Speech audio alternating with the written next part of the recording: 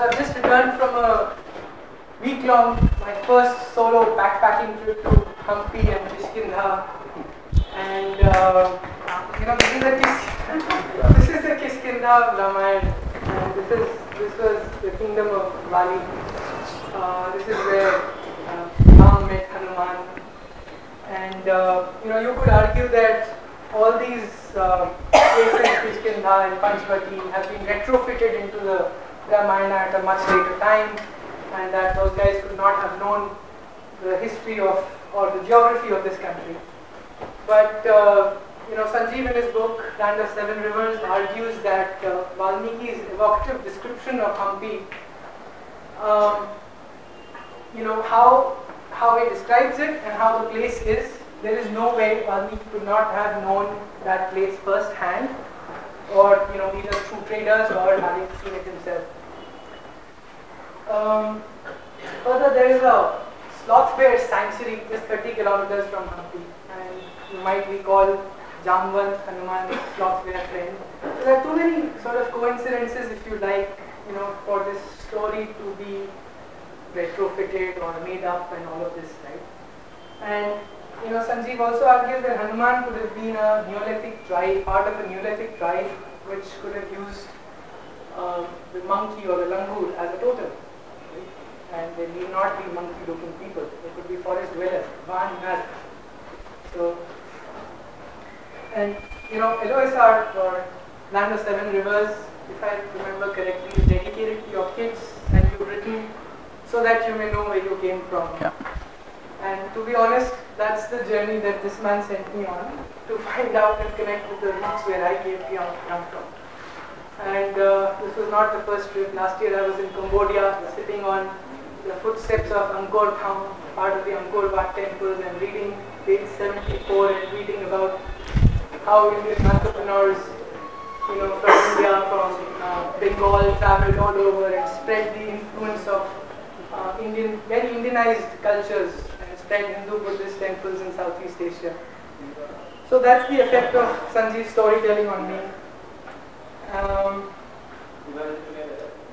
Sanjeev is the chief strategist, the chief strategist and the managing director of Deutsche Bank, and he's one of the top economists in India. He's been involved in urban planning, yes, and one observation in one of his books is about India's inevitable urbanization. And in my last week, about 700-800 kilometers that I did in rickety Karnataka buses on small towns all over the place, starting with Hyderabad, actually in Telangana, from to Belgaum, I did not find any romantic ideal villages. I found thriving urban centers, dusty, honky, bustling with people. I found markets which were selling everything from farm equipment to modern kirana stores, and at the same time rural sabzi markets all alongside. So from really a very idealistic Gandhian go back to villages kind of narrative, Sanjeev has offered, at least for me, a very powerful narrative of India's economic rise after 1,000 years of decline, which incidentally is his first book, and I relished it, unputdownable.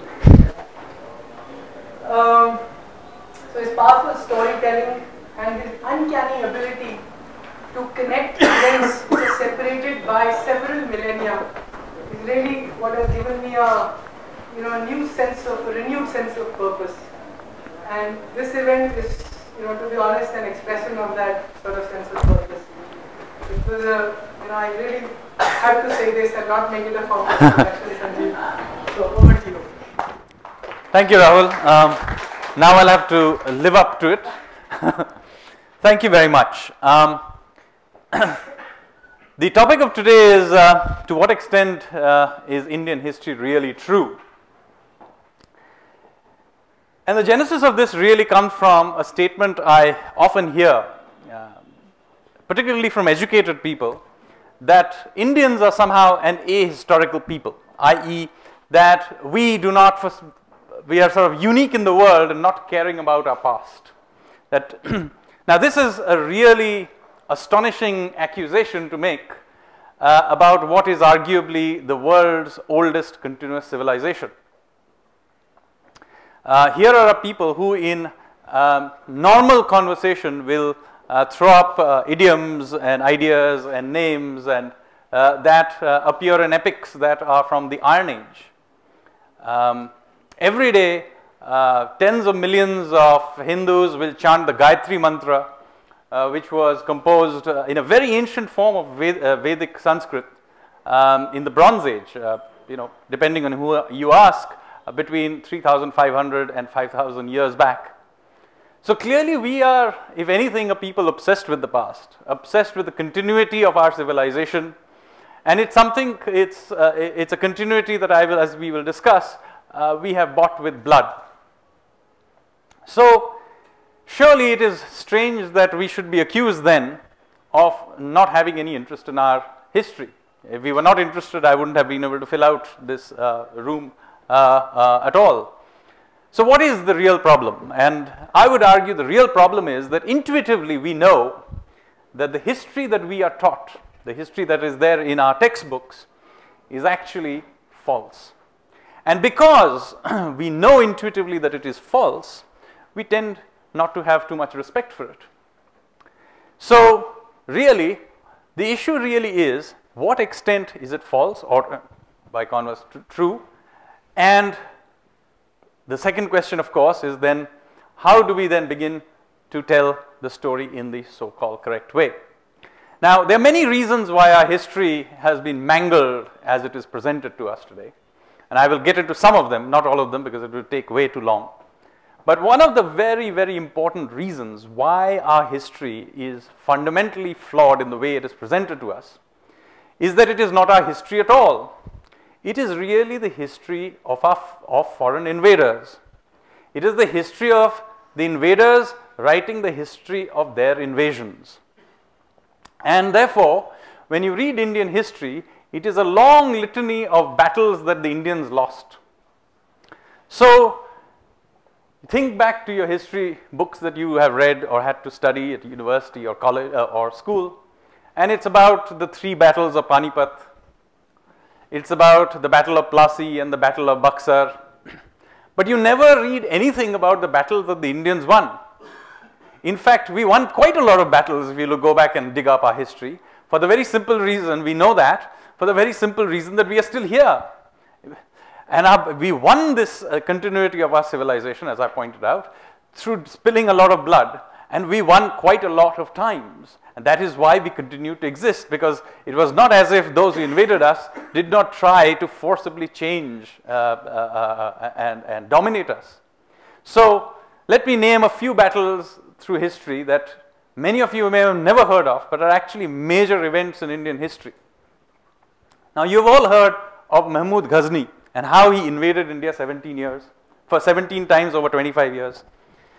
Now, if you read an Indian history book, you will get the impression that Mahmud Ghazni came, he invaded 17 times, a few years passed, and then Muhammad Ghori came in, he defeated Prithviraj Chauhan, and then, the gates of India opened and we were conquered in one shot. In fact, nothing of that sort happened. There is a gap of 1.5 centuries between Mahmud Ghazni and Muhammad Ghori. Why is there a 150-year gap between the two? And the reason for that is that in 1033 AD, a very large Turkish army charged down from Afghanistan across the plains, across into the Gangetic plains, and was met by a much smaller army led by a bunch of local chieftains from that area near what is now Faizabad, Ayodhya area. And they fought a big battle. And the Indian side was led by a chieftain called Suheldev or Sukhdev Pasi.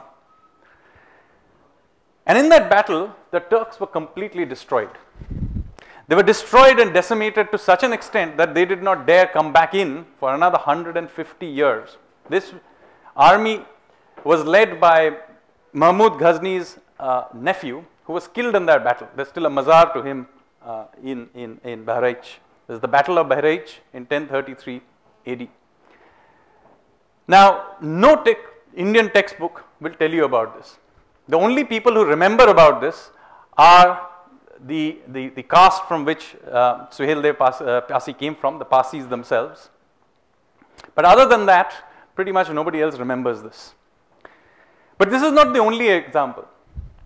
If you don't happen to be Assamese, you are probably entirely ignorant about the fact that the Mughal Empire at its height was defeated by the Assamese in a place very close to Guwahati called Saraighat by a Ahom general called Lasit Borphukon. He is one of the great generals of Indian history. He managed somehow to coax the Mughals, who were basically cavalry and artillery guys, to fight a battle on the Brahmaputra, where obviously the Assamese had a huge advantage because they were locals. And he essentially sank the entire Mughal fleet on the Brahmaputra. It was a completely devastating defeat. The first really big defeat that the Mughals had faced in India since Humayun came back to rule Delhi. And it was absolutely devastating. After that, essentially the Mughal Empire began to fall apart. And you have, of course, the Marathas, the Bundelas and others who took over the Mughal Empire very, very quickly thereafter. Again, as I said, you probably, unless you are Assamese, have never heard of this Battle of Saraighat or of Lasit Borphukon. In fact, many of you may not even have heard of Bajirao till this movie Bajirao Mastani came through. And yet, he is one of the great generals of Indian history. The British did not conquer India from the Mughals, as our history books will give you, suggest to you. They actually conquered it from the Marathas, who for 75 years ruled over at least 2/3 of India. In fact, Baji Rao's son, Raghunath Rao, I think his name was, ruled over an empire that was larger than that of Akbar. And yet, he is simply not there in any of our history books.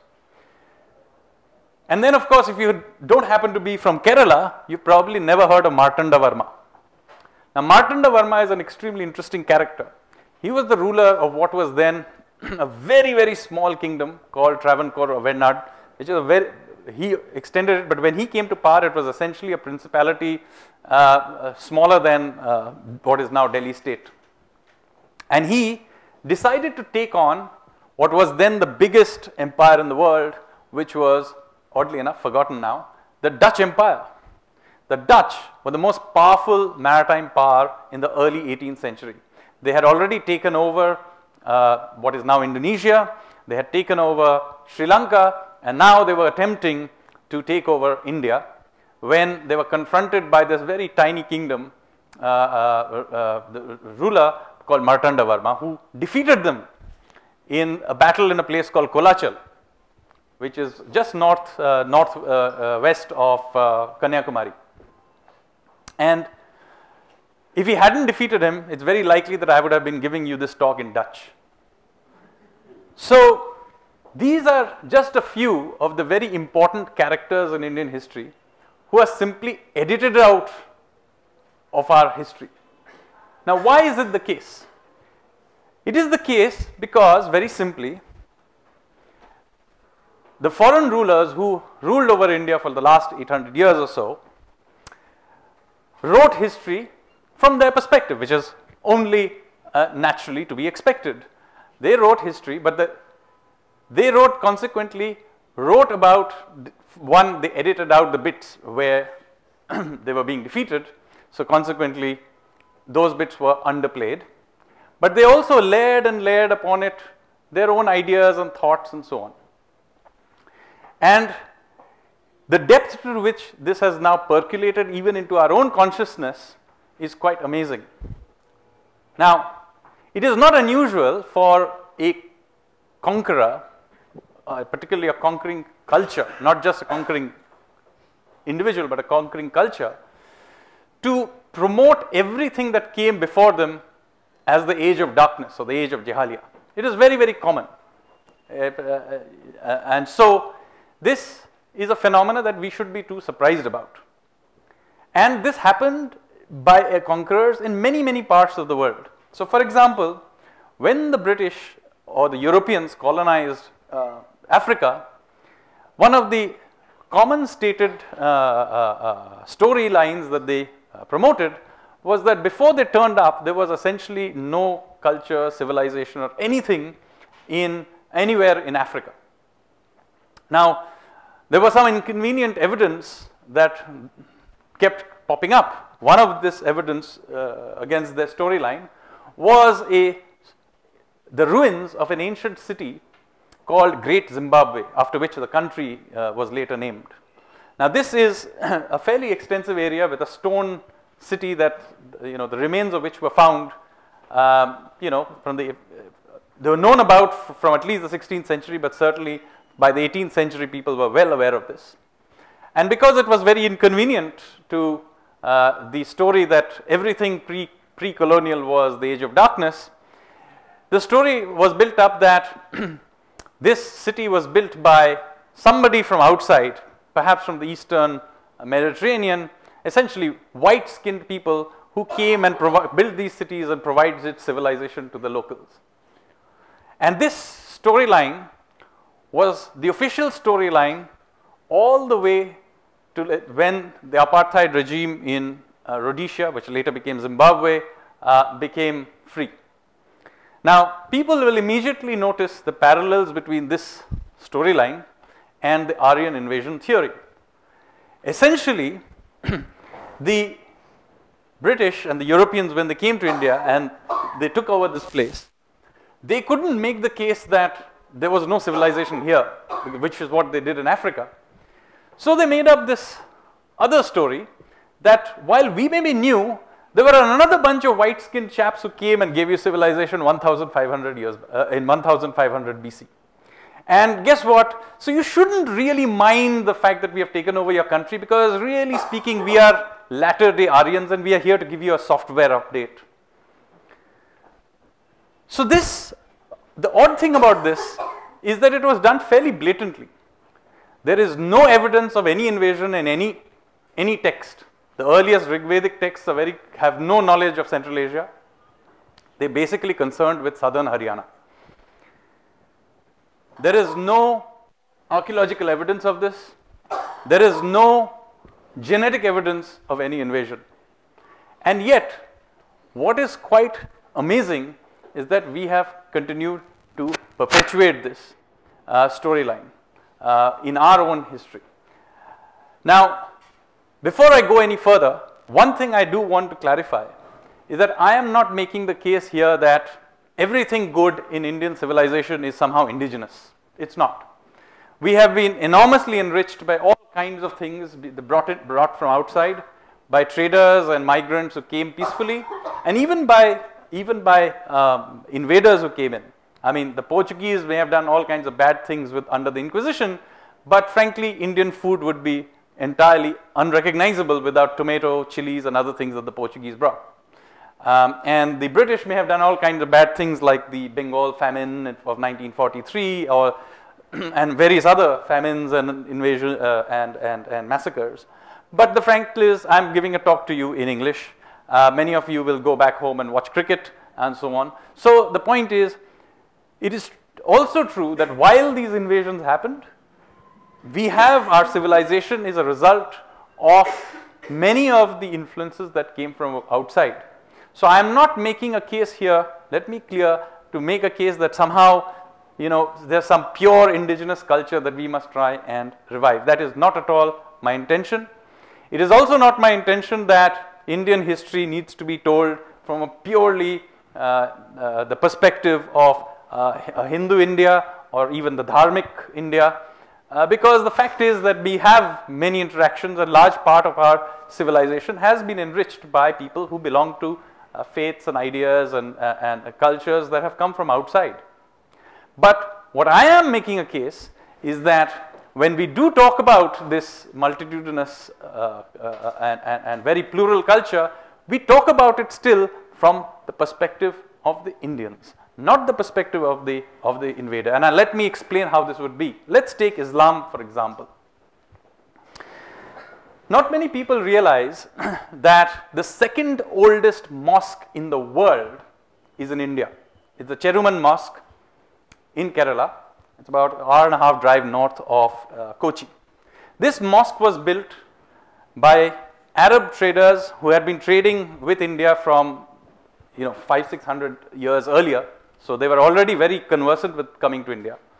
And the very earliest Muslims, many of whom would have personally known the Prophet, came and built this mosque. This mosque was built while Muhammad was still in Medina. He had not yet conquered Mecca. Just think about it. This is how old that mosque is. Within that same area, with a short walk, are some very, very old Jewish synagogues. And in fact, Cochin even today has a shrinking but still existing Jewish community, which is the oldest continuous Jewish community in the world. Again, in the generally the same area, there are Syrian Christians who, depending on whether you believe St. Thomas came to India or not, it is quite certain whether you, that this community is very, very old, which came here in at least by the 2nd century BC. So even if St. Thomas, that story is not true, they were certainly there from a very, very early stage. Many of their liturgy is written in Syriac, which is very close to the language in which Jesus Christ himself would have preached himself. So these are some of the oldest texts of Christianity. And now with the destruction of the Christian community in Iraq and Syria, I think one can make the fair case that they are now also the oldest continuous Christian community in the world. Now, this is just one state of Kerala. And even in fact, within that, this is just a few districts where this is true. So, the point I'm making is, they are also a part of our civilization, but yet our history books don't talk about them. They are much more interested in Alauddin Khilji and Babur and Ghazni. Because, as I pointed out to you, this is not about our history, it is about the history imposed on us from above. Now, having cursed this rather colonial imposition of history on us, the odd thing is that having become now free for some 70 odd years, we never went about cleansing it of these biases. Now, every other country faced these same problems. Now, if you go and read history books in any other part of the world, they tell their story from their perspective. And the reason for that is a very simple one. As long as the lions do not have their storytellers, history will always glorify the hunter. This is an African saying. And so, every culture tells the story from their perspective. Fair enough. The only people who have systematically not gone about doing this is essentially Indians. This is not due to a lack of our own interest in history, but as I will point out to you, it is because those who came to power in 1947 had a somewhat different agenda on what they were trying to do. And to make my case, I'm just going to take up one example of a king called Ashoka, who all of you have read about. I'm taking a very simple case, relatively, I could say, unlike Tipu Sultan or many of the others which are controversial. I'm going to take a case where pretty much every book, every historian, every TV series is very clear that he was a good guy. And I'm going to show you that in fact, almost everything that we know about him is actually a lie. Now, let's start with, what do we know about Ashoka? We know for sure that he was not the designated heir of that of the Mauryan Empire. His father Bindusara wanted somebody else to become his heir. It happened to be that when Bindusara was ill and he died, the crown prince was away in Gandhar fighting some invaders, possibly Greeks, who were coming in, and he was not in the capital. So Ashoka basically happened to be in the capital, and he took control of the capital, Pataliputra, and using Greek mercenaries, he murdered the crown prince when he came through to the gates of Pataliputra and possibly burnt him alive. Subsequent to this, Ashoka then actually massacred pretty much all the other male members of his family. The Buddhist texts say 99 brothers were killed, He also then carried out major massacres of pretty much all the other ministers, generals, etc., who may have opposed him. Now, having carried out all these great massacres, he left one person alive, which was his full brother Tissa, and every other male member of the family was essentially killed. Now, this bit is agreed upon by everybody. This bit is not the controversial bit. Now, it happened to be that the Mauryan kings, the Maurya family, was quite interesting in its religious beliefs. So the court, many of the court rituals that were done were possibly, very likely, continued to be of Vedic court rituals. But in their personal life, many of them had very eclectic tastes. So Chandragupta, who was the grandfather of Ashoka, possibly became a Jain monk in his later years. Bindusara was a proponent of a sect called the Ajivikas. The Ajivikas are no longer around. It's very likely they merged at some point with the Natha stream of Shaivism. But it was one of the big rivals of Jainism and Buddhism in the 3rd century BC. And of course, there were the Buddhists. Now, we know that there was a lot of contention inside the court, and it is very likely that Ashoka basically sided with the Buddhists for political reasons, because the rest of his family were either Jains or Ajivikas. So there was a political reason why he took on Buddhism. And interestingly, he became a Buddhist before, and I want to emphasize this, before he invaded Kalinga. Now, the conventional story is that at some point, several years after he had become the emperor, Ashoka invaded Kalinga. He massacred a lot of people, and then he felt very sorry about it, and he converted to Buddhism and became a pacifist. That's the storyline. But we know for sure, in fact, from inscriptions, that he was already a Buddhist when he invaded Kalinga. Moreover, having carried out these big massacres, we are told he feels very sorry about it, because he told us. How do we know this? Because he said so in his inscriptions. Now, it turns out, and I personally have looked into this by heading to Odisha and looking up his inscriptions in Odisha. It is very interesting. None of his inscriptions in Odisha make any apology for his invasion. Now, surely, if you were interested in apologizing to anybody and you were feeling so sad about his treatment of the Kalingans, the one bunch of people to whom he should be apologizing should be the Odia. But in Odisha, there is none. In fact, the place where his apology, so-called apology, is written is far away. Those inscriptions are now in Pakistan. Even worse, if you read through those inscriptions properly, instead of just the little bits that are put inside the textbooks, it gives you a very different picture.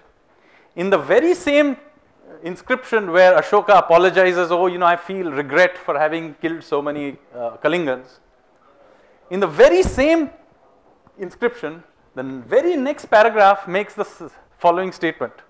However, you forest tribes, do not think just because I am feeling some regret having killed all these Kalingans, do not think that I will not treat you in exactly the same way if you do not behave yourself. Now, if you read the whole thing, the impression you get is a completely different one. Basically, what he's saying is, look, I went and killed a whole bunch of those guys, feeling a little sorry about it, but you guys don't behave, you're going to get the same treatment. Do not take my word for this. Read that inscription yourself. It's available in various places online. I'm amazed that more people don't make a fuss about it. But this doesn't end here. Not only does his regret suspect, Ashoka then carried out a number of other massacres. There is at least 2 massacres that are clearly mentioned in a book called Ashoka Vadana, which is a Sri Lankan Buddhist text, which is widely used by the historians to write the history of Ashoka. There is one case in which he killed 18,000 Ajivikas in Bengal. And there is another case which is quite scary in a modern context, is that there was a Jain who created a drawing of Buddha where he basically showed either a Buddha or a Buddhist bowing to a Jain Tirthankara. So his family was essentially locked up inside the house, including his whole family, kids and everybody, and set on fire. And then Ashoka said that he would provide a gold coin for every Jain person's head that could be brought to him. And this carried on till eventually the fanaticism went to such an extent that somebody mistook his last remaining brother, Tissa, and chopped off his head and brought his head. And that is when the madness stopped. Now, whenever I point this out to mainstream historians, they said, oh, this is not really true because, this was perhaps inserted into the story a couple of 100 years later by fanatical Sri Lankan Buddhists.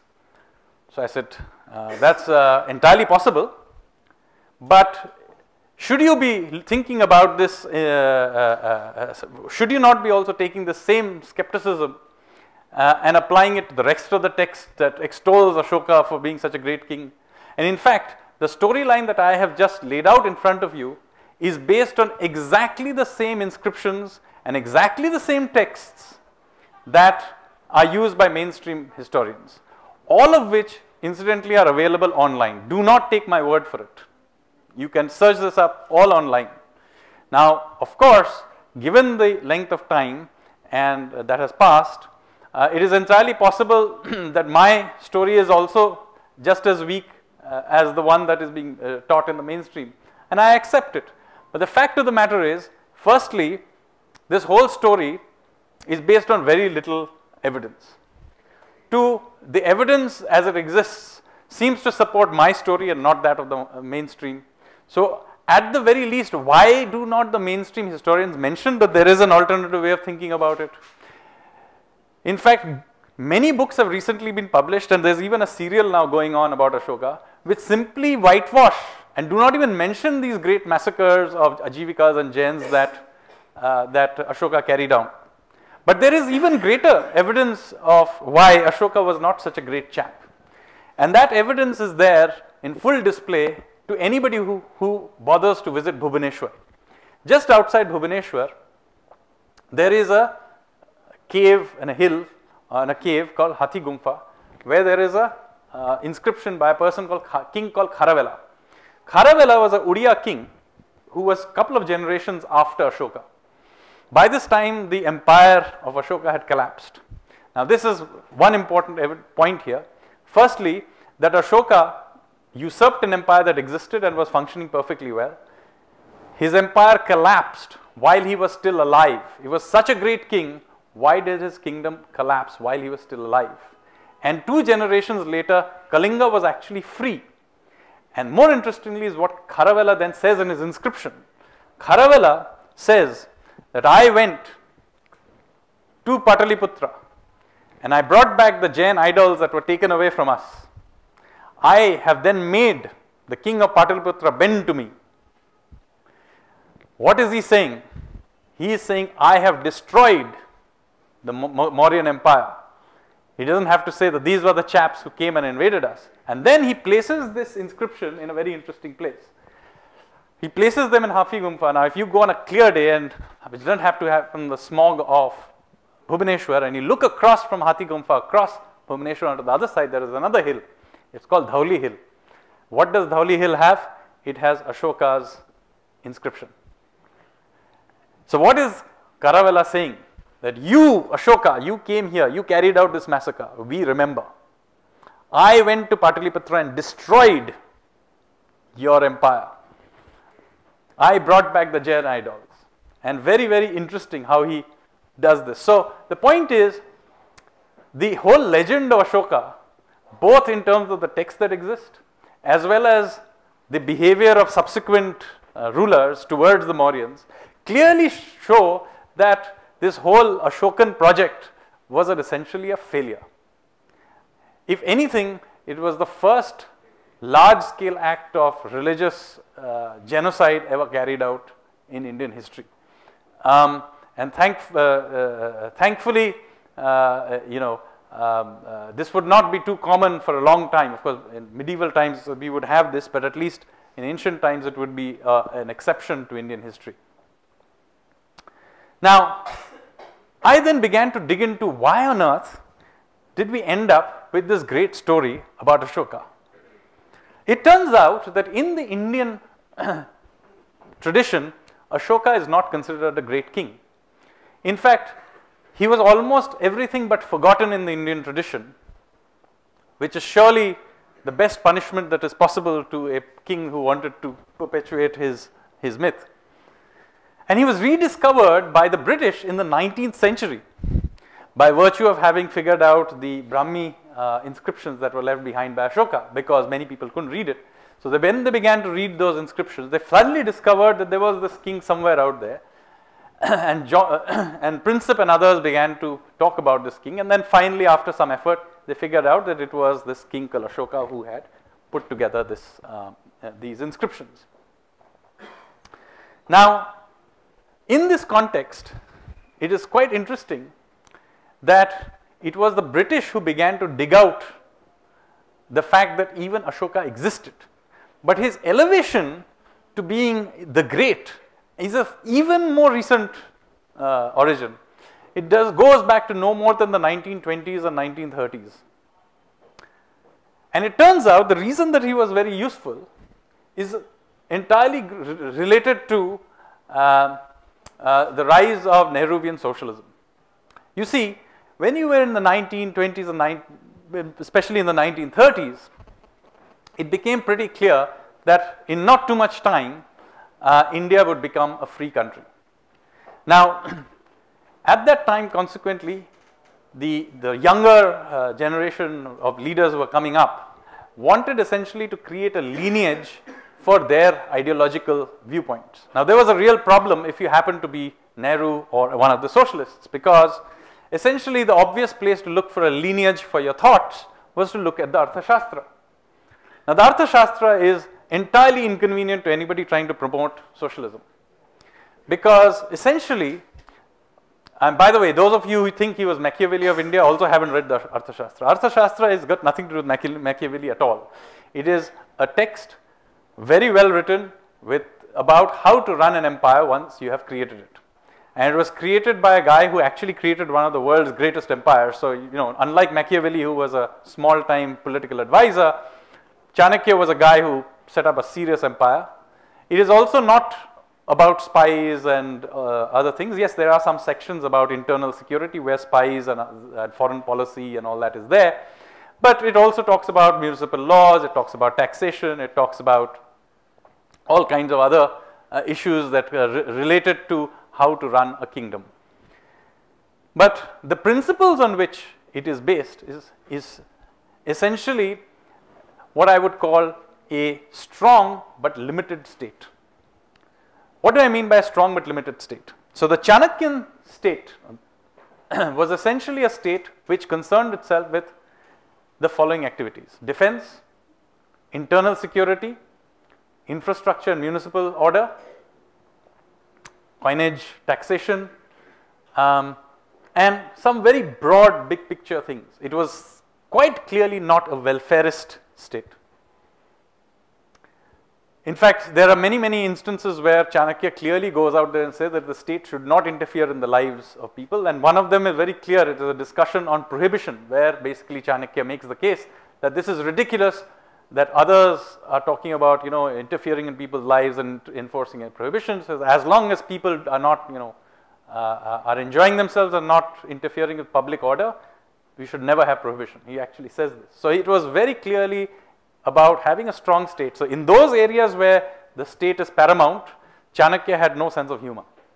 But he was also very clear that beyond those limited areas where the state was paramount, the state should not expand itself. So it was clearly not about interfering in people's lives. It's clearly not a welfarist state. Yes, the areas of intervention, yes, if there is a natural calamity, the state should intervene. But that is not welfarism in any meaningful sense. It's emergency rescue work.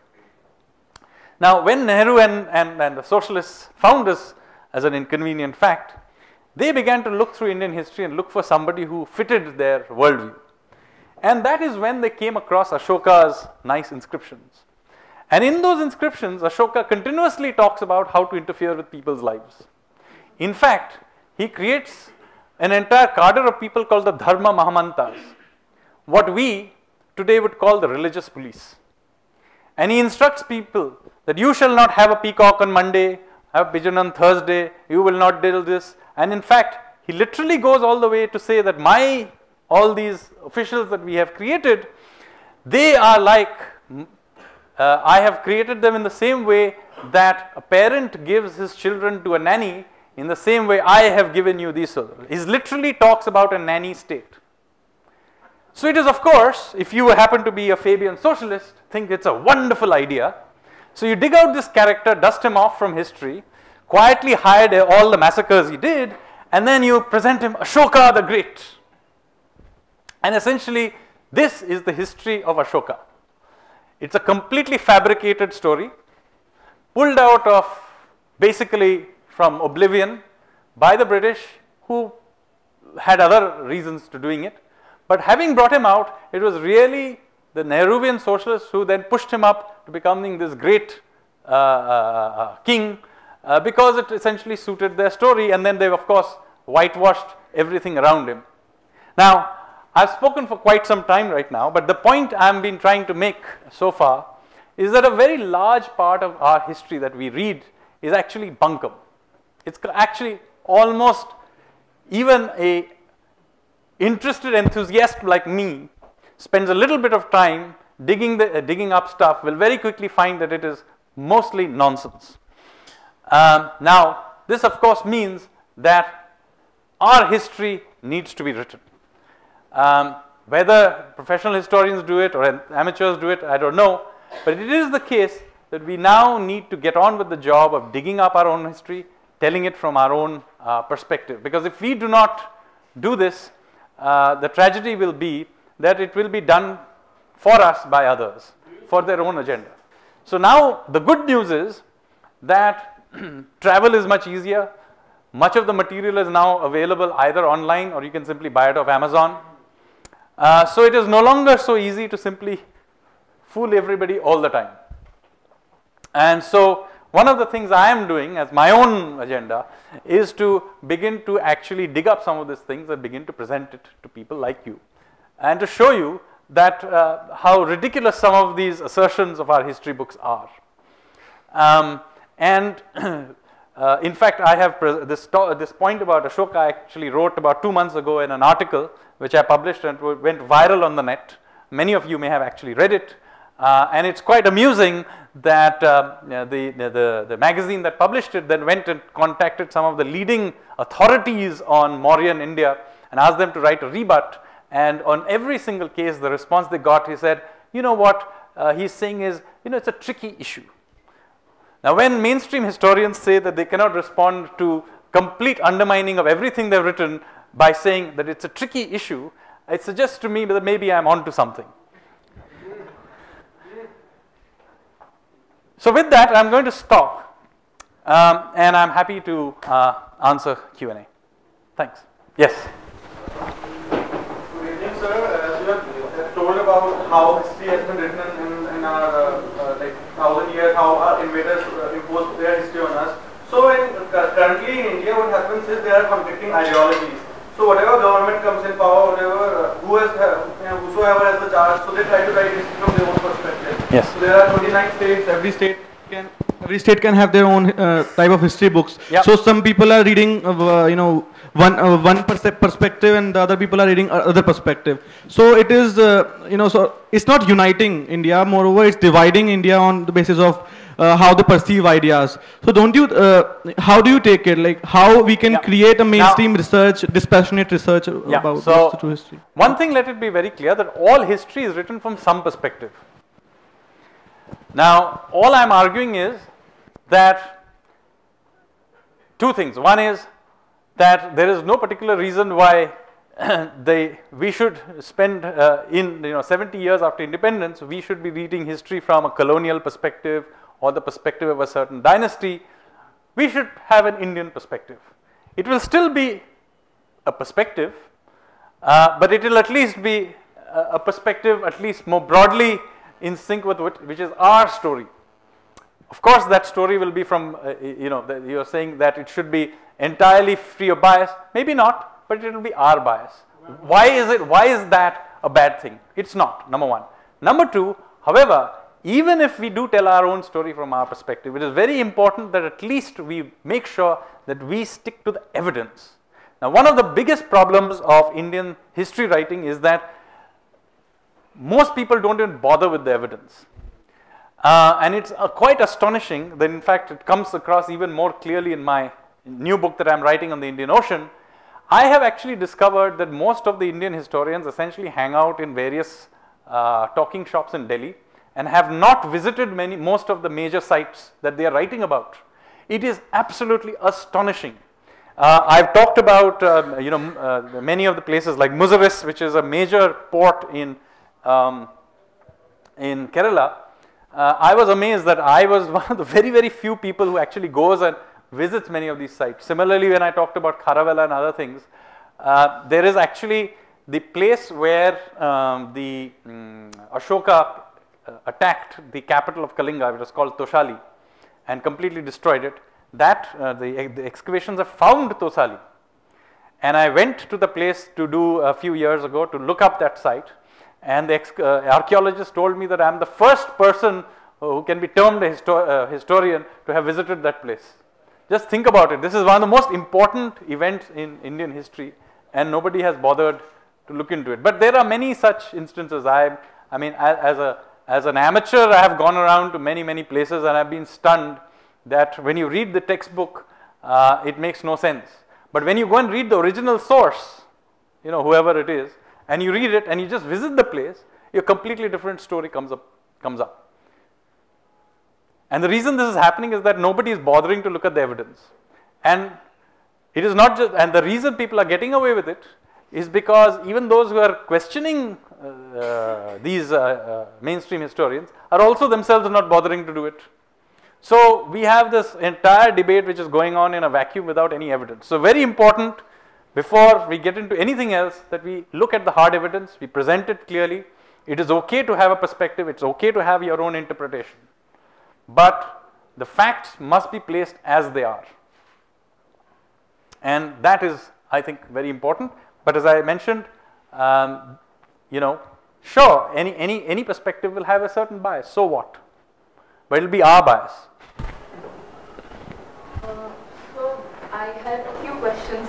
Yes. The first I want to ask you is to define what textbooks you're talking about, because I am a history student. I study in Delhi University, and more or less the information that you gave out on Ashoka, it is available. There is a book by Upinder Singh. I hope you've read it. Yes. That's the standard textbook. Yeah, that's the standard textbook. That's the most, it's the book that gives out on the surface, and it has a lot of information that you... Yes, so now let me tell you. First of all, most of the history people read, you are a history MA student or maybe, right? Most of the people who read history is going to basically get it from their school textbooks. The school textbooks, which is 99% of what they learned about, say, Ashoka, does not contain all of this, number one, right? Why not? Why give completely the false view, number one. Number two, even when you're talking about, you have a book written very recently by Nayanjot Lahiri on Ashoka. She does not at all bring any of this out. Incidentally, she does not get into Ashoka Vadana at all. I have read this book, I have it with me. I haven't brought it here. But she does not bring it out. Why? I would be at least have some respect if she talked about it and say, okay, I have this view on the matter, it's just fine. But to have used the Ashoka Vadana and then to have left out the critical bits where Ashoka is clearly shown to be a tyrant is just astonishing. And my point is, look, I am not saying that maybe many of the things I mentioned are later insertions, but so it's in the same text. Why not take your same skepticism to the whole text? Second was, what is the Indian perspective that you think that should be added? And it is whatever we write. We are Indians, we should write it, no? No, because as a history student, we get to read about a lot of schools. Yeah, history. that's fine. We get to read the Marxist school. Yes. We get to read the Orientalist school. We get to read a lot of schools, because even if you're talking about the British school, yes, there were paternalists, there were Orientalists, yes, and there were people like Metcalfe, and there were people like Monroe, and they all wrote about it. And you can't really say that there is one body of text which is the British school. No, of course I'm simplifying for work purposes, I'm aware of that. And just like that, just as it was in the British, you can't really say, because we get to read a lot of history books right now. Yes. And on the same issue, we have differing opinions, and that will always be. No, that's fine, that's fair enough. Always going yes. to be different. So my objection largely is to twofold. One is that the evidence is very often simply ignored or hidden, which is actually a lie. So I have no problem with interpretation. But first point is that a lot of the evidence is deliberately, and I gave you the example of Ashoka. There's just one example, I can give you lots more.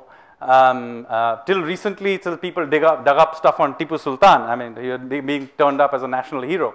So clearly, there is one problem with evidence, which is simply systematically presented to preserve. Yeah, archaeology, texts, whatever it is. Yeah, so it can be text also, whatever it is. Whatever the evidence is, it can be genetics also. Whatever the evidence is, the hard evidence has to be presented. If you're an honest historian, you should present then you can interpret what you want. So the first problem is simply that there's a great amount of dishonesty in not presenting the evidence. The second point of the matter is, yes, there are different schools of thought even within the Marxists and so on. But you see, what has happened and systematically happened, and you will appreciate this, that a few schools of thought have definitely heavily dominated the discussion. You cannot deny that, number one. Number two, there are many layers of things that are embedded into our history which we simply accept without really getting discussions about. Much of it is simple. Yeah, we do not, and I just gave you the example. Our interaction with Islam is always presented as great invasion. Why not about trade? Why is there not greater discussion of Indian influence on Southeast Asia, but in fact also huge amount of Southeast Asian influence on India? There is a lot of evidence of this. I live in Southeast Asia, there's evidence everywhere, but no history book talks about it. What level of history books are we talking about? The first point I made was about school level textbooks, which I said essentially do not even get into this, right? They basically given school level physics textbooks similarly don't get into. No, maybe they don't. No, maybe they don't, but they do not start up by saying, you know, we will now talk about the sun going around the earth, and then we will move on to the earth going around the sun. Right? So they do not have actual lies embedded there. They may not tell you the full extent of the facts, but they do not have embedded lies there. The point I'm making about the Indian textbooks are that the school textbooks have embedded lies in them. Yes. One of the reasons cited by these eminent historians is that if they are being presented a truth, there will be some unrest socially and politically. That is the reason they have, and I have actually heard this in one of the history congress last year. This might create some kind of unrest in public in general. No, why not just present the facts? What is the problem with presenting the facts? They are the facts. Otherwise, let's say that's not a history. It is basically some. So the point I'm making is interpretation is one thing. At least let's start with being honest about the facts. No, of course there was an invasion. It's basically clearly obvious. Now you're never going to have. You see, in every country, before you have peace, you have, even for example, you take other multicultural societies like South Africa, which happened very recently. Went through apartheid and became non-apartheid. They had something called the Truth and Reconciliation Committee, and they went through a whole process of truth telling. Everybody after the end of it say, this is what happened. Let's be frank, this is what happened. So unless you are at least honest about your own past, then why are we even bothering with it? Then let us not complain that Indians are not interested in the history, because at the end of it we know Even if we do not know it, I cannot articulate it, the average person knows that this is a lie. And consequently, they don't care about it. And another accusation most of the time is that you are going to add Hindutva history on all other people. What do you mean? My point is, let us have an honest discussion about what the facts are. Then different people, you can have a Hindutva history as well. If you can have a Marxist history, how is a Hindutva history, first of all, any worse than a Marxist history or any other? Everybody has right to opinion.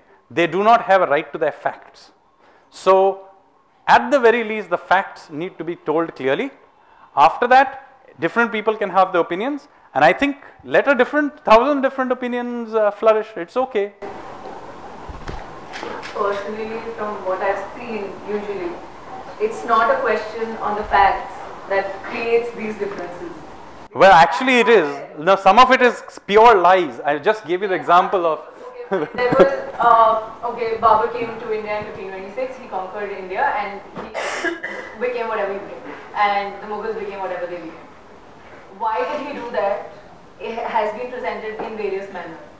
No, but he's very clearly, this is the point I'm making, why he did it. Let's take why he did it. In the Babarnama, he clearly tells us why he did it. He says that I invaded India because it's a horrible place, but it has plenty of gold. Why there should be a debate about this matter? Why shouldn't there be a debate? Why? Because the man himself is telling us why he did it. Abul Fazl writes this on behalf of Akbar. Is it not on behalf? Babur is writing on behalf of himself. Yeah, sure. Abul Fazl writes it only after Akbar signs it off.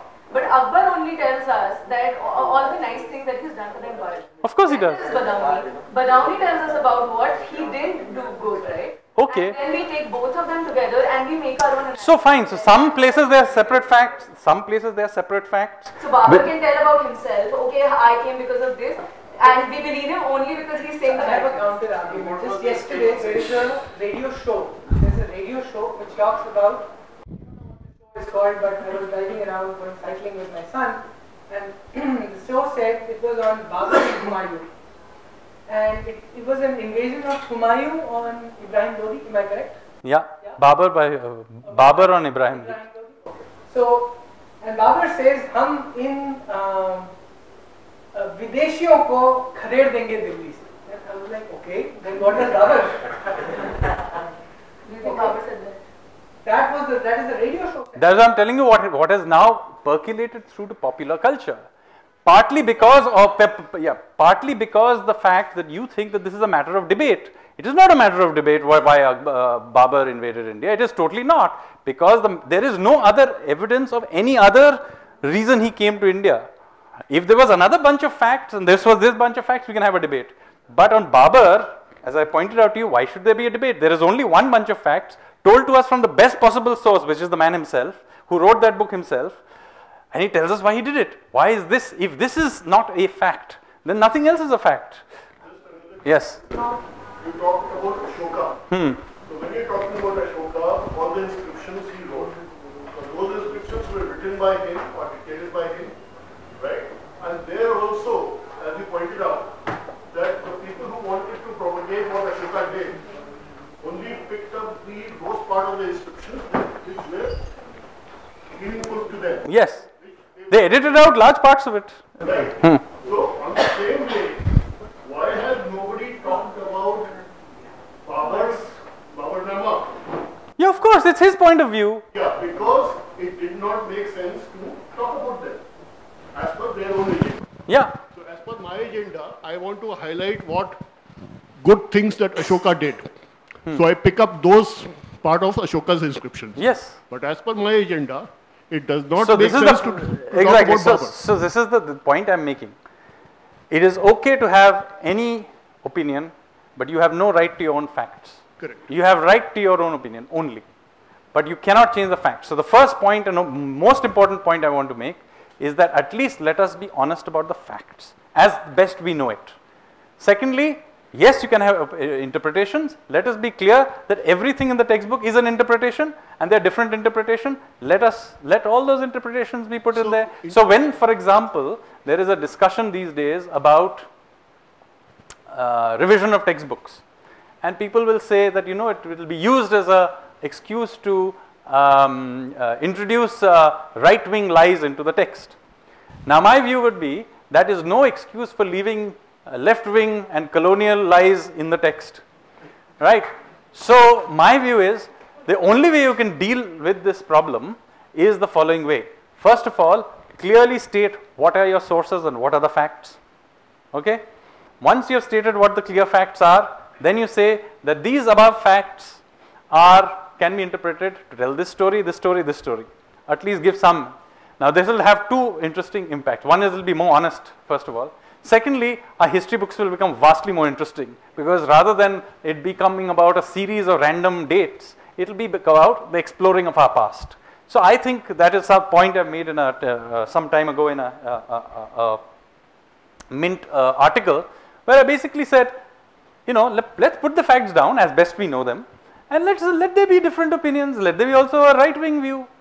And you tell people, ye iska opinion hai, iska opinion hai. So what is actually happening is, because the facts are not being brought out, so today if I say that Babur said this in his Baburnama, that is not projected as a fact. Yes. If I say this, it is projected as a right-wing lie. Yes, so that is where my objection lies. Exactly. Yes, sorry. Abhinav, here you stand up and. You see, India has been a culture which has very strong oral tradition. Yes.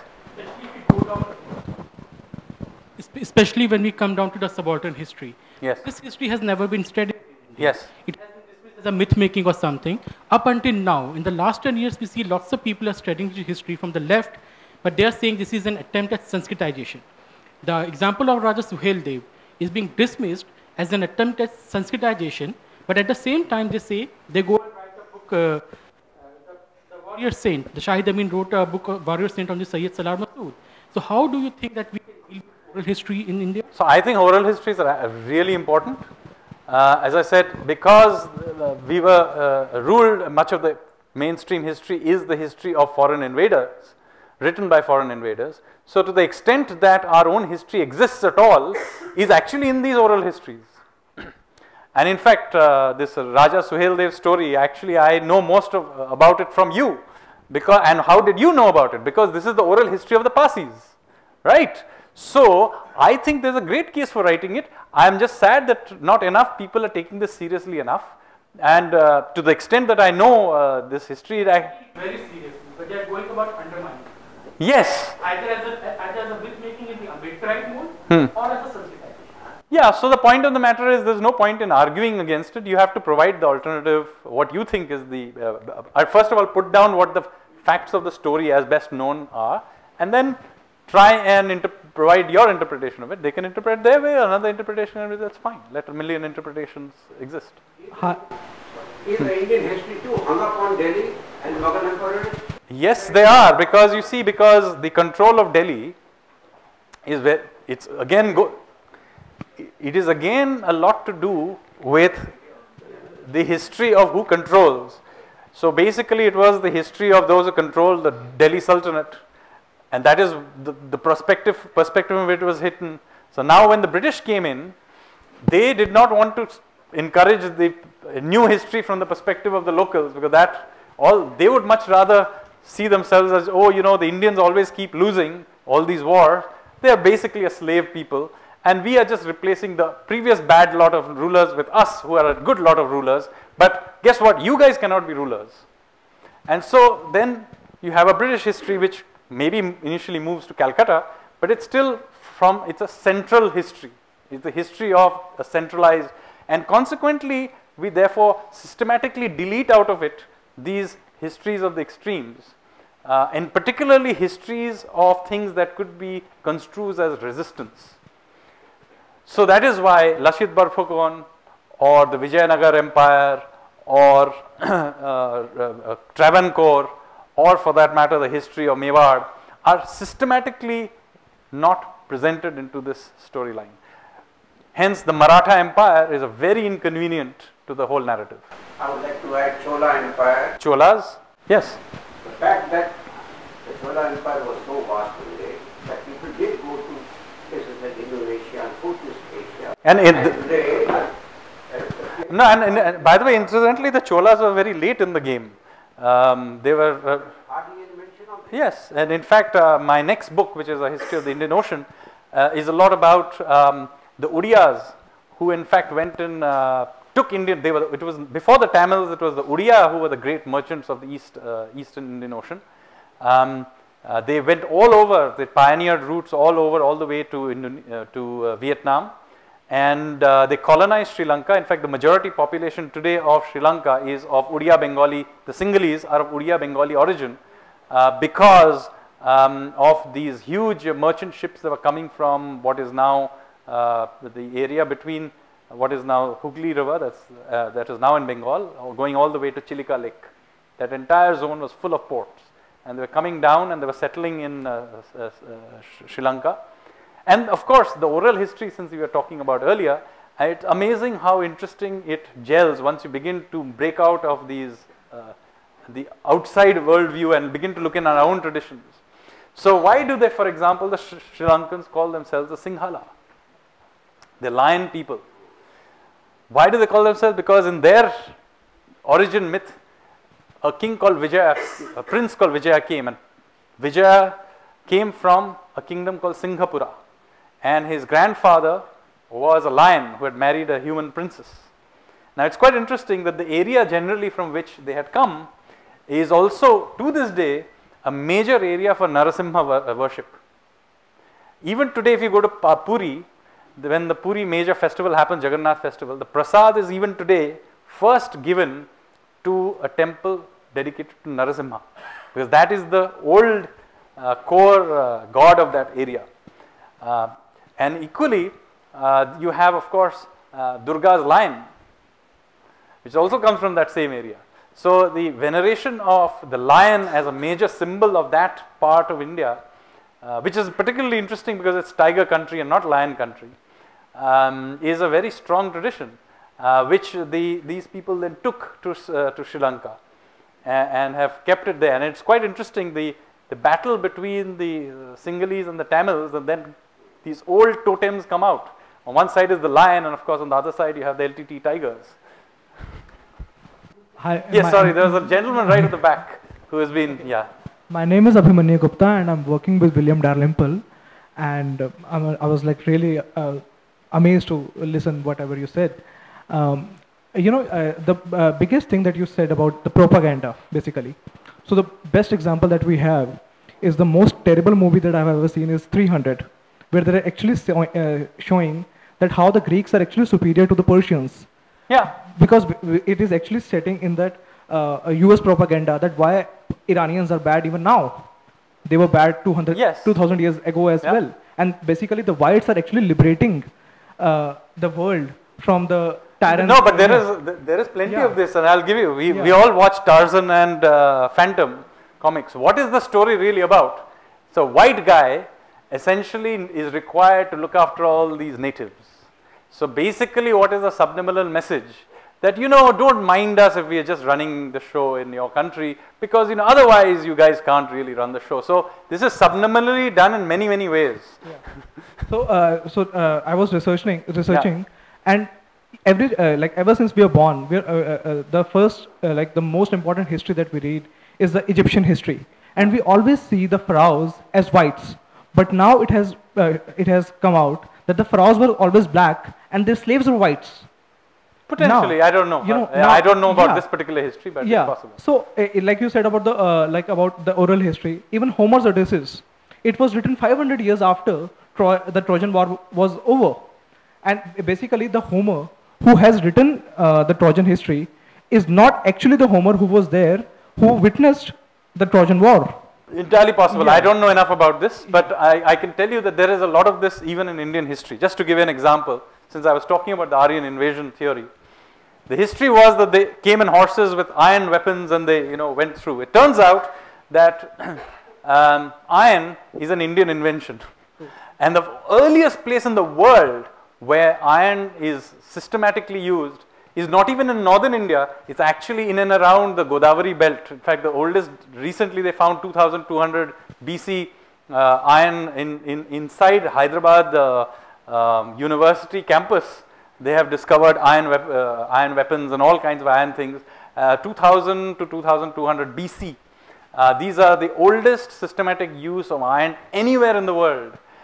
So far from being a technological advantage of chaps coming in from the Central Asia, this was a technological advantage the locals had over the foreigners. Not only that, 600 years after this, in about 1370 BC, we actually have a bunch of Vedic god worshipping people who conquer northern Iraq, a group called the Mitanni.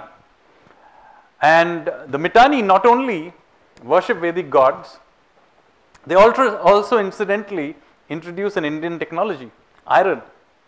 Now to say that these chaps came from Central Asia is ridiculous. There is no sign of use of Central Asia of either Vedic gods or of iron.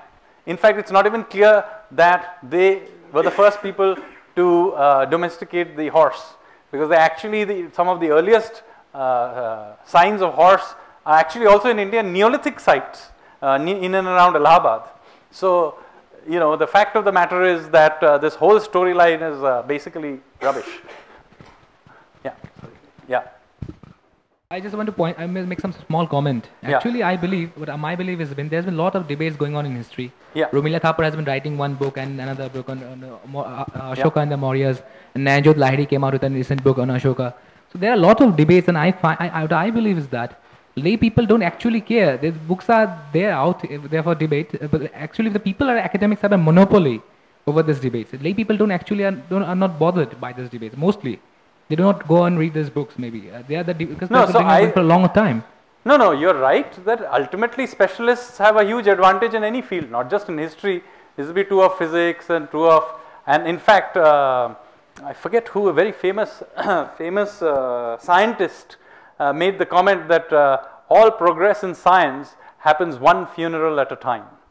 So just imagine that if this is true of science, which is supposedly as objective as it gets, then in subjective fields like history writing or many other fields as well, this is obviously going to be the case. All I am trying to do here is to point out that what is presented as fact to much of us is not the case. I know many people have suspected this for a while, but I am just taking a few instances and bringing this up as an issue, because I think it is very important for any civilization, particularly one of which we are very proud of, and most people here would say that we are very, very proud of our civilization. But let's be honest about it, not everything about it is great. I chose particularly Ashoka because it would get away from daily debates on religious identity and all that, which are of today. Ashoka is relatively more distant to it, and that's why I specifically chose Ashoka, because then I can, relative to other characters of human history, I can show you that even in this case, you can see how much of it is fudged. Now, I'm not saying that this is therefore, we should not read history. I think it is important to recognize its nature. After all, forget about events that happened 2,400 years ago. Even events that happened in last week are furiously debated in columns every day in the newspapers. So it's not that surprising that we have different views on what happened so long ago. So I am not therefore very squeamish about there being different interpretations. It's the nature of human beings. World would be a boring place if we all agreed on everything. So that is not what I am squeamish about. What I am squeamish about is two things. One is a blatant misuse of evidence. I think the evidence has to be clear, continuously updated. It's not a static evidence as well. We are continuously doing archaeology, finding new texts, doing genetics, so climate science, which I can tell you will completely change many of the ways we think about. The coastline of India that we see today is actually a relatively recent phenomena. This coastline is alive, it's continuously changing. Climate is continuously changing. We are having one of the warmest winters in history, but let me assure you there have been many episodes through history where this thing has happened. One of the great events of our history has been the drying up of the Saraswati River, which was a cataclysmic event. So climate history, all these pieces of information are continuously being updated. we need to be honest about what this information is and continuously upgrade it. So that's one evidence based. The second is that we must allow for a variety of interpretations to flourish as long as they are reasonably logical. It is fine. My objection mainly is to the monopolization of this narrative by a relatively small group of people for blatantly political objectives that have continued to happen till this day. Now, I made this big hoo-ha about Nehru. There are people here who may be great admirers of Nehru. That is perfectly fine. But I have made my case of why I think he did it. And by the way, it is not a completely outrageous statement about Nehru, because Nehru was a great history maker. He wrote history himself, but he also created his own aura in many ways. I mean, here is a man who awarded himself the Bharat Ratna. Here is a man who, while he was Prime Minister, instituted his own birthday as Children's Day. And then, so this is not a person who is not unaware of the processes that I am talking about. He is very well aware of this. So, therefore, when we deal with, and of course, 23rd, we may find out some more interesting things about him. So, wait till that. Although I'll be very surprised if the most juicy files still exist. I'll be very, very surprised. I think most of the Netaji files have already been sanitized long ago. But anyway, never mind. Yeah, I have a gentleman there right at the back. No, you didn't. Okay. Yes. So, lady here wants to say something. Reference to the comparison made between Machiavelli and Chanakya. You said that Chanakya speaks both about acquiring power and consolidation of power, whereas Machiavelli doesn't do that. But I think his book, The Prince, 3/4 of is definitely about acquiring power, but 1/4 of it also deals with consolidation of power. But he's dealing, but you see, Machiavelli only deals with power. If you read the Arthashastra, it's not, there is obviously, he's talking about the state, so it's a maintenance of power. Most of it is about maintenance of power, not about acquisition. Maintenance of power is an important underlying theme in it. Yes, but the thing about the book, it is a very different book. It talks about taxation, it talks about municipal issues, it talks about foreign policy. In that context, it also talks about power, which is very different from Machiavelli. He is not concerned about governance at all, whereas the Arthashastra is all about governance. Yeah, that could have been for a lot of reasons, I feel, and no, they may be different. So all I'm saying is that Machiavelli and Chanakya being equated is ridiculous, because obviously any book written on statecraft is about power, but they're totally different books written by totally different levels of people. One guy is a small-time advisor to a small kingdom in Italy. Here is the creator of one of the greatest empires in human history, not just in Indian history.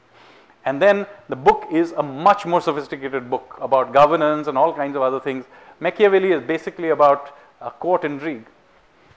I'm from political science, and I find it quite ridiculous when Chanakya is referred to as the Indian Machiavelli. Yeah. It has always baffled me a lot. Yeah, because why should he be called it's Indian like, Machiavelli? Yeah, it's like, exactly. So, it's like being... Khalid and Shakespeare, at least they're at this thing level. But here, they are not even at the same level. It's like calling Tendulkar after some Ranji level player. Another is that in Jharkhand, a lot of excavations are happening and a lot of things are being discovered. Monoliths have been discovered in past 1 year, but nothing of no sort of discussion is happening around that. Not even in the historical Well, some of it, to be fair, is very young, so we don't know what it means. Yeah. But some of it is very interesting from a different perspective, which is one of the things that I made earlier. Is the issue about iron. It is very clear now that iron was an Indian innovation, and the use of iron spread not only was it an Indian innovation, it is a central South Indian innovation, basically Jharkhand, Godavari, that kind of zone. Yeah, so which continuously fits interestingly with our own view of history, which is there in the epics. Now, if you look at the epics, I'm not looking at the historicity of the events themselves, but the general description of the world that I'm talking about, one, the geography, but also if you look at it, the very powerful kingdoms in the epics are not in the northwest as the Aryan invasion theory would let you suggest. Who are the great powerful empires of, say, the Mahabharata? It is Magad, Jarasandha's Magad. He is powerful enough to drive even Krishna away to go to Gujarat. Who is the powerful kingdom of he's in southern, actually, the Rakshasas of Ravan. The Rakshasas are from central India. Incidentally, they are not from Sri Lanka. It was Kuber who went to Sri Lanka and set up an empire, and he shifted his capital there. They are basically Central Asian, Central Indians, and they are Bhargavas, in fact. Even to this day, the Bhargavas of Madhya Pradesh consider Ravan to be one of their own. So they are Brahmins from Central India. So this is, it turns out to be a major area of activity, and it turns out that they had, their iron was clearly something that was heavily used in this part of the world, and it fits in with our own view of history. So even if the storyline is make-believe, it is, you know, even people who are writing epics are usually placing it in the context of their times. So the places they are talking about are real. Even today, modern fiction writers write about real places, and very often, consequently, through those writings, you can tell what the social context was. For example, it's quite clear that, you know, northeast India had a matrilineal system, even in ancient times. Those who have read about Ulupi or Chitrangada and so on. So many of these things are the social contexts can be discerned from the texts. In fact, they have a goddess named Panthobi, and Panthobi, they say that since Hinduism came later to them, the Meitei community of Manipur, they say that we still celebrate Panthobi, and Panthobi, the way Panthobi dresses and the way she looks is quite similar to Durga. It's very possible, similar. but the colors, the hair, everything. You see, there's a lot of things going back and forth. Migrations, again, a point that I will make in my next book is that Indian history is written as if there is some sort of a pipeline from Central Asia that goes to North India, then goes to South India, and maybe a little bit goes to Southeast Asia. That is totally not how you see Indian history, particularly when you begin to take a maritime view of it. Okay, there were enormous migrations into India and in and out from the east. So many of the tribes of eastern and central eastern India are actually of Southeast Asian origin. I mean, I'm not just talking about the ones that now still look Oriental, like the Khasis and so on, but even the Santals, the language, the Munda languages are actually all related to Khmer, which is Cambodian. And not only that, we now have genetic proof that they are also migrants. So there were migrations happening through the east as well. It's not just, you know, and of course, southern Indians were going up. And as I pointed out, there were periods in the Iron Age where the southern Indians probably were the powerful kingdom. So rather than the Aryan invasion happening, it was southern India going up sometimes and coming down, mixing, all kinds of movements going on. Yes. So, yes. Okay, two more questions. One here and one gentleman right at the end who has. So Sanjeev, yes. Firstly, I want to say that I really enjoyed reading your book, The Land of Seven Rivers. I also buy into your argument that, you know, the history around, the maritime history around the Indian Ocean has not been as well explored as it should have been. A large part of our history is more land-based. But at the same time, there are some things which come to mind. The first thing being that I never really walked out of school reading history there, feeling not proud about my country. I did come back and say that, you know, this is a great country. I did read about, you know, some of your ancestors, your great-granduncles as well. So that was one part.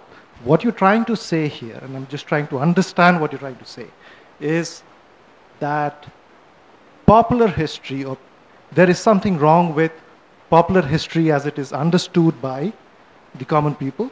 But are you also, in some ways, questioning academic history here, or history as it's taught in colleges and in, you know, graduate schools? I'm certainly questioning our general impressions of history. Mm-hmm. I am questioning a lot of the textbook history that we generally read in, particularly in high school, because most of us will not become history students. Sure. So I am questioning, certainly questioning academic history at that level. Okay. And even and here I also do question a large part of what is taught even in universities, because, I will come to it, a lot of it is, while yes, somewhere in there you can find all of this, but the way the questions in the text, in the test papers are put up, the bits that are emphasized, it's all much more subtly done in a way that it ends up in a certain, only in one certain dhara. So what you're essentially suggesting towards is some larger conspiracy here. And in here a sense, I would yes. say is that brings into question the entire study, the subject, everybody who's related to Indian history and the institution Yes, of Indian history. it is the and fact. that I find something Well, you will be amazed. discomforting. Yes, I'll tell you why. You will be amazed to the extent to which most of the history we today read is controlled by an extremely tiny group of people. And I will not go into the long debate on this because I want to finish this discussion. But it will not require you too much time to look into this to discover. In fact, it's a tiny cabal who systematically have kept out for almost 7 decades alternative views of history.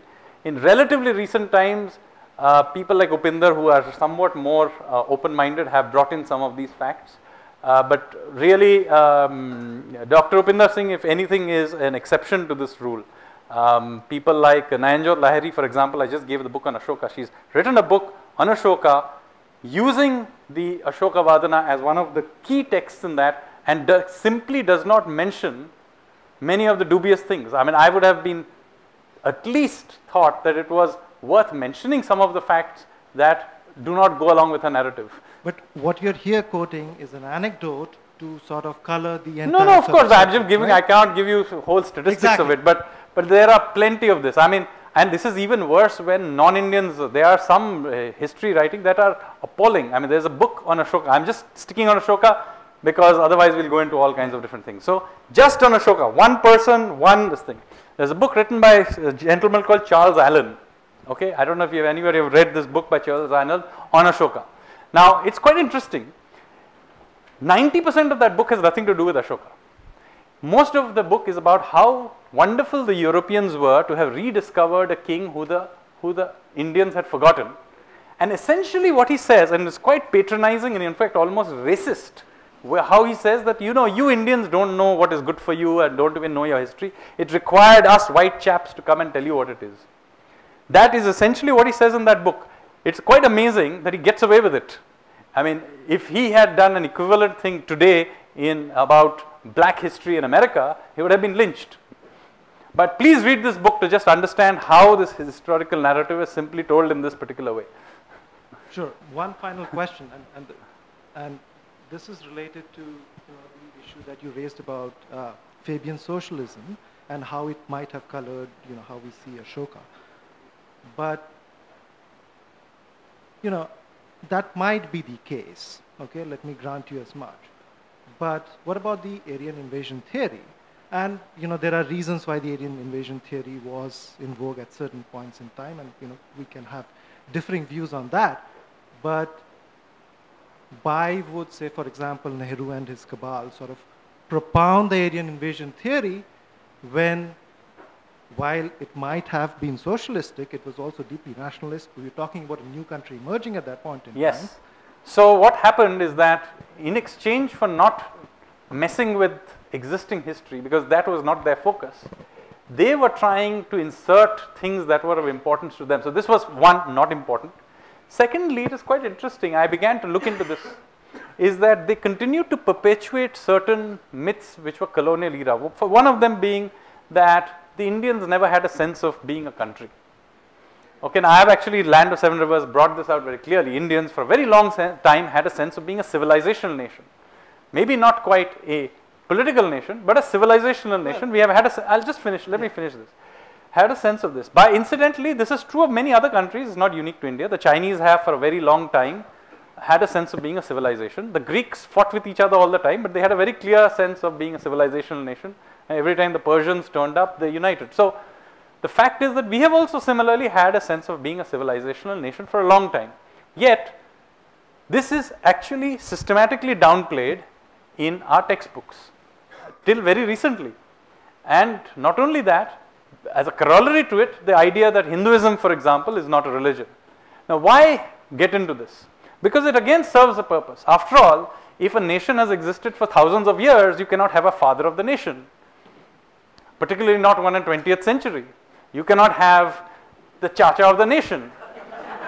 You see, so it has got a lot to do with the politics of it by simply perpetuating a previous thing, because it continues to serve a certain purpose.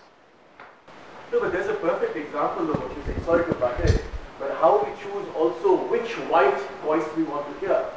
We want to hear Wendy Doniger, but we don't want to hear Diana Eck, who's the head of the... Or Will Duran.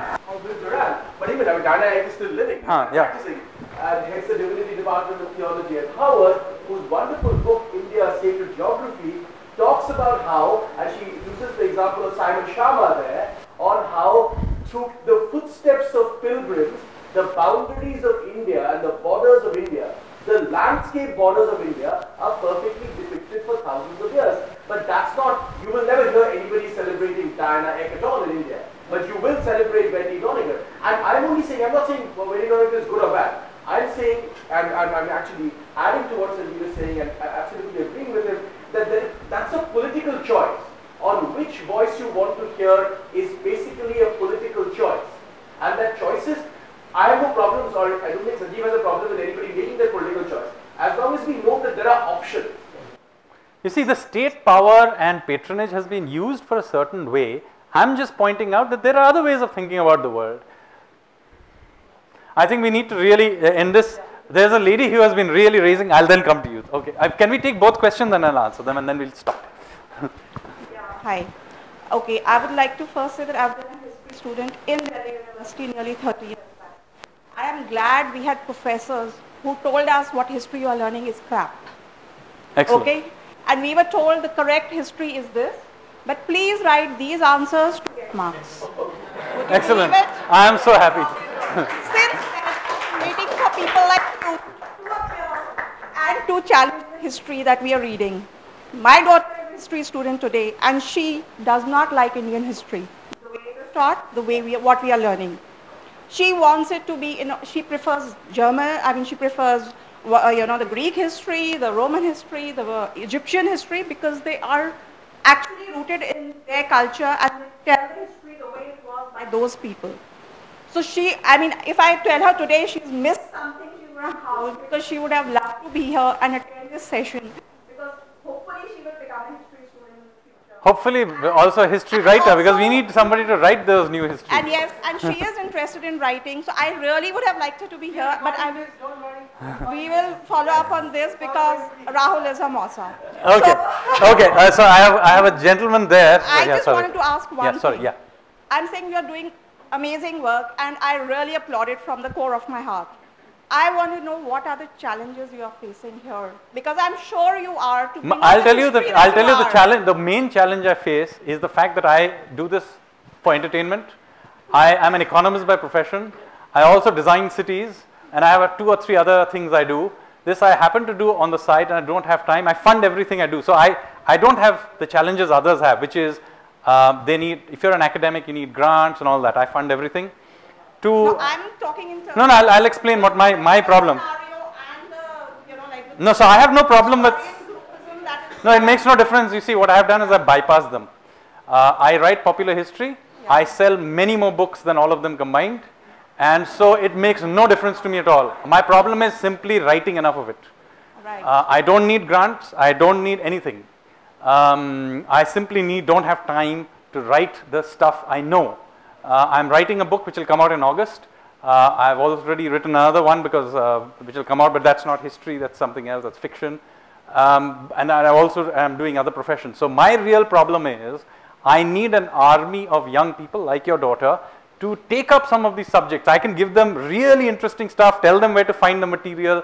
I simply do not have mind space to write. I'll get it to you. Yeah, that's what I need. That's my main 99% of my problem. Yeah. I'm an engineer by profession. So you did a good task of this, telling us that there has been exclusions in history. Some events has been excluded from this academics. And simultaneously you told that in the 1947, what we adopted was not an Indian perspective, that was some socialist perspective. My first question is why socialism cannot be an Indian perspective first? Can be.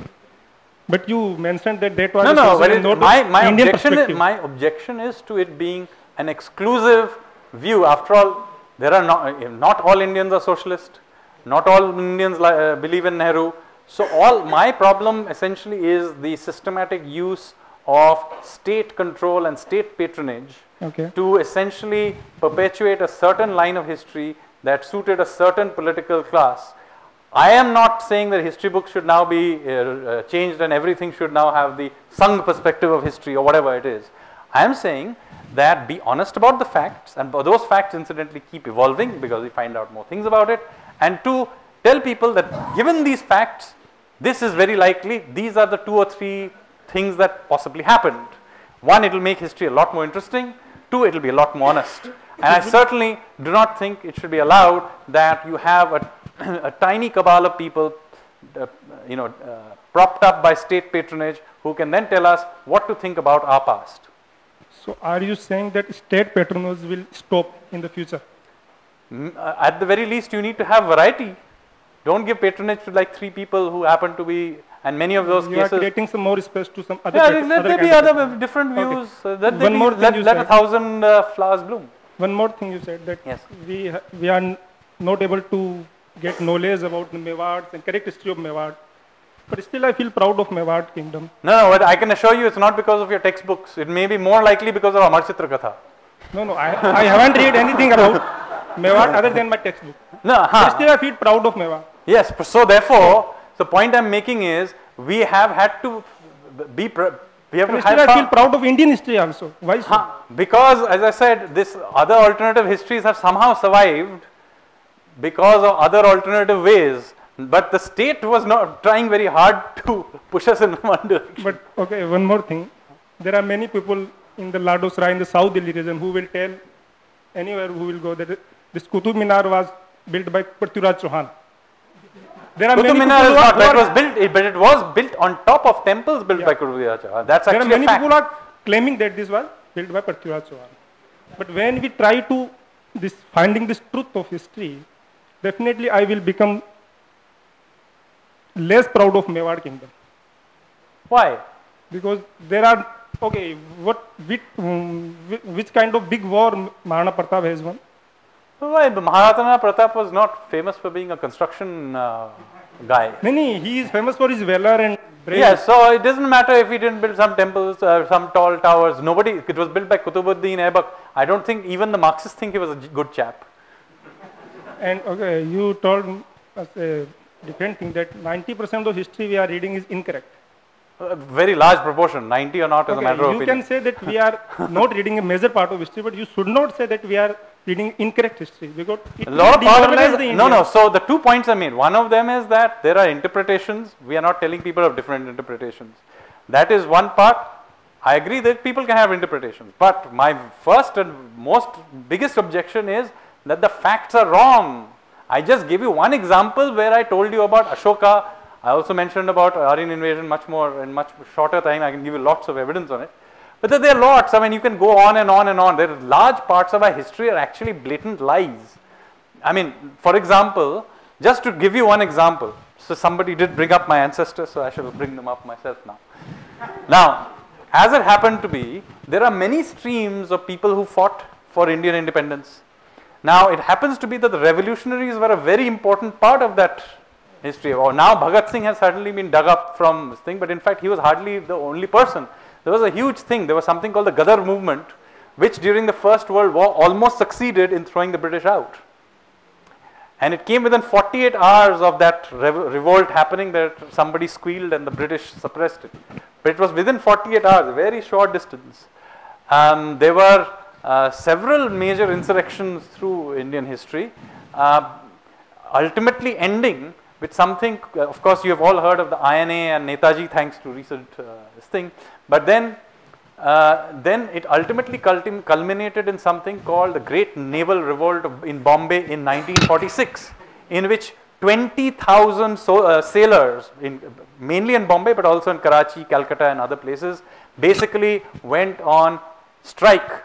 And they were not only that, they were in control of a large numbers of ships to the extent, and these were hard-earned. This is 1946. These guys are not random sailors who just joined. They fought the Second World War. They are experienced guys. They know how to control these ships. They have ammo. They could have taken over, in fact, Bombay. In fact, they effectively controlled Bombay for a couple of days. They were not given any political leadership, and then they laid down their arms. That's a different story why they did that. But the fact I'm telling you, that was, in my view, and in the view of many eminent British politicians of that time, including Attlee, who was the Prime Minister of Britain, the key factor why India got independence the following year. Because essentially, they were no longer in control of the British and Indian armed forces. And so, this is not taught to us anywhere in our texts. Far from that, the soldiers of the INA, when they came back, were never taken back into the Indian army. The sailors of the revolt of 1946 were thrown out. They were never taken back into the navy. Why? Because it did not serve a certain narrative. Purpose. Yeah. That's why. One more thing. It may be something. No, I really have to stop now. Yeah.